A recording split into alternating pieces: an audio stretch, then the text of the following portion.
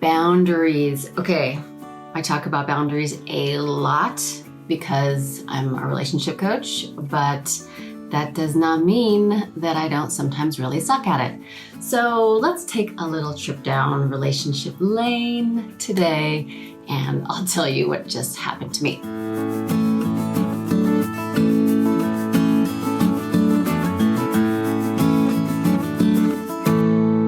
I'm Stacy Rocklein, and I help people communicate more clearly for understanding and connection.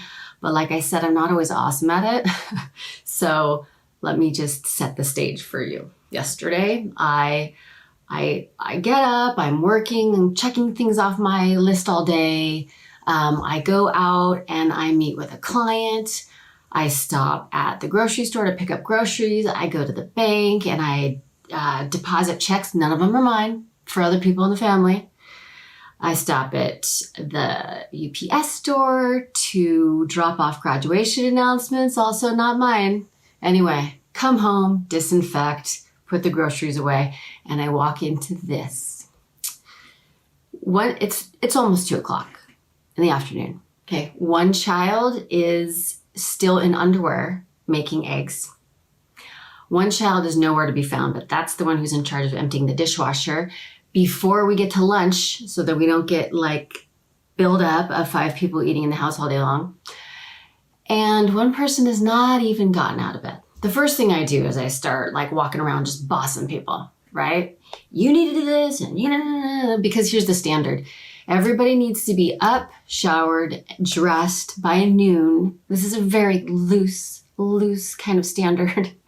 And that dishwasher has to be emptied. And all of this stuff hasn't happened. So first I walk around, I can just feel my energy. It's like, argh, and I'm angry and I'm bossing, right?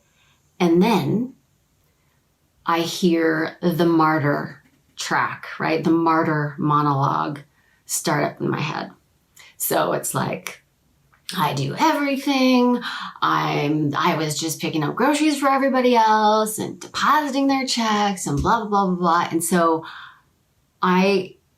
to me, that's a big red flag. Like in a good way, it signals that I've got some resentment, that I'm starting to play a victim. And so when it shows up, I try to stop it fast because it's like a really great indicator for me that something's off, something's going wrong. So number one piece of advice I would give you is like, know your red flags. What is the thing that you know signals something's going on with you that you need to give attention to before you create unhealthy damage in your relationship?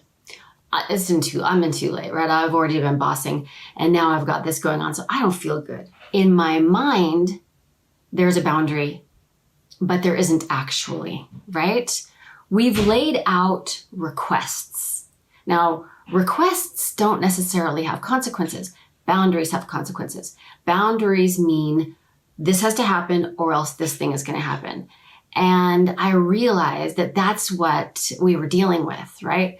We had these lovely little requests and nobody was doing anything about them. Nobody was making them happen. But without a consequence, why would they? I mean, come on, why would they? If you have kids, you know. I mean, if they can get away with doing whatever they want, even if they have to tolerate mom like bossing around for a little while every few days and maybe dad doing it, but they never have to change their behavior, why would they? Why would they? This is why people don't follow your requests in relationships. If they can get away with the easiest thing, they're going to do it. It doesn't make them a bad person. It doesn't mean they're necessarily disrespectful. It just means that you need a change, right? Once I figured that out yesterday, I was like, no, we need a plan. We need a boundary, meaning we're not putting out a request, but we're actually saying, hey, this is the standard. This is the thing you need to do. And if you don't, here's a consequence. Or if you do, here's a reward.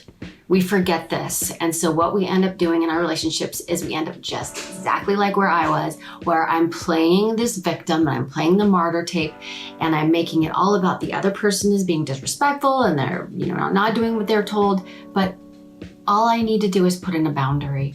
And sometimes we need to do that instead of, just talking about that message or sending that message to ourselves that it's because the other person doesn't respect me. It's because they don't care, blah, blah, blah, blah, blah. No, people are going to take the easy route to get what they want unless we stand up for ourselves and we put in a boundary with consequences. So just wanted to remind you of that today, that if you've got a red flag coming up, maybe yours is a martyr tape.